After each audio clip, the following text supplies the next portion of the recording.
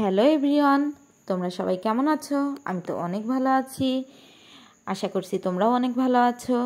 তো আজকের ব্লগটা শুরু করেছিলাম সকাল থেকেই। এই তো সকালে আমি আমার বাবুকে ঘুম থেকে ওঠানোর জন্য চলে এসেছিলাম রুমে। তারপরে ও তো উঠতেই চাচ্ছিল না, অনেক ডাকার পরে সে উঠলো। এরপর ওকে আমি জামাটা পরিয়ে দিচ্ছিলাম, কারণ ও জামা পরে ঘুমাতে চায় না, ওর নাকি খুবই গরম লাগে সে কারণে। তারপর ওকে আমি হাত মুখ ধোয়াতে নিয়ে যাচ্ছিলাম, ও এসে আবার চেয়ারের পরে বসে পড়লো, বলছে এখন না মা একটু পরে। তারপরে আমি আবার ওর জন্য টুথপেস্ট এবং ব্রাশ নিয়ে এসে দিলাম। আমি বললাম শিগগিরই করে নাও, আমরা ঘুরতে যাব। ফাঁকিবাজি করে যাই হোক দাঁত ব্রাশটা করিয়ে নিচ্ছিলাম। তারপরে এই যে ও চলে এসেছিল মুখটা ধুতে। আমার সোনাটা একাই হাত মুখ ধুই, সব কিছু নিজের কাজ একাই করতে পছন্দ করে ও। আমার ওর জন্য কোনো কাজ তেমন করতে হয় না। তো দেখো কত সুন্দর করে মুখে সাবান দিয়ে ধুয়ে নিল, ব্রাশটাও একা একা সুন্দর করে করে নিল। তো এরপরে আমি ওকে দিচ্ছিলাম মুখ মুছতে টাওয়েলটা, সুন্দরভাবে মুখটাও মুছে নিল।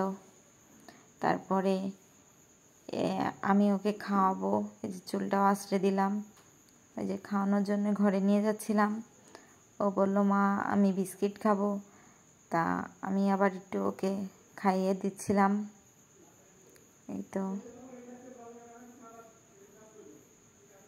তো দেখতে থাকো বন্ধুরা। ও আবার খাওয়ার পরে খাতা কলম নিয়ে বসে গেছে।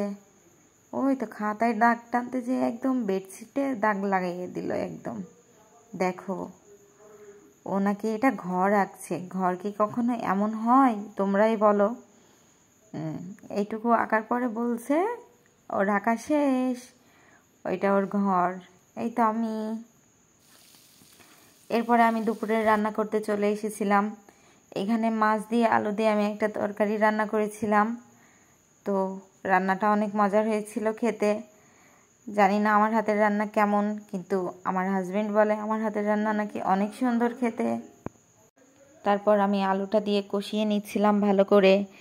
আলুটা কষানো হয়ে গেলে আমি এর ভিতরে জল ঢেলে দিচ্ছি। জল ঢেলে দেওয়ার পরে ঢাকা দিয়ে দেব। তারপরে আবার জলটা ফুটে গেলে আমি এর ভিতরে এক এক করে সব মাছগুলো ঢেলে দিলাম। মাছটা আলুটা ভালোভাবে ফুটে গেলে তারপরে আমি নামিয়ে নিব তরকারিটা। তারপরে আমার বাবুটা আবার বলল ও ছোট মাছ ভাজা খাবে, সেজন্য তরকারিটা নামানোর পরে ওকে আবার মাছ ভাজা করে দিয়েছিলাম। এই তো বসে বসে লক্ষ্মী ছেলেটা খাচ্ছে। ওর এখনও স্নান করানো হয়নি, তো ভাবলাম খাওয়ানোর পরেই নিয়ে যাব স্নান করাতে, যেহেতু অনেক লেট করে উঠেছে ও ঘুম থেকে, সেজন্য সব কিছুই লেট হয়ে যাচ্ছে। এরপর ওর সাইকেলটা ও নিজে থেকেই মুছে নিচ্ছে।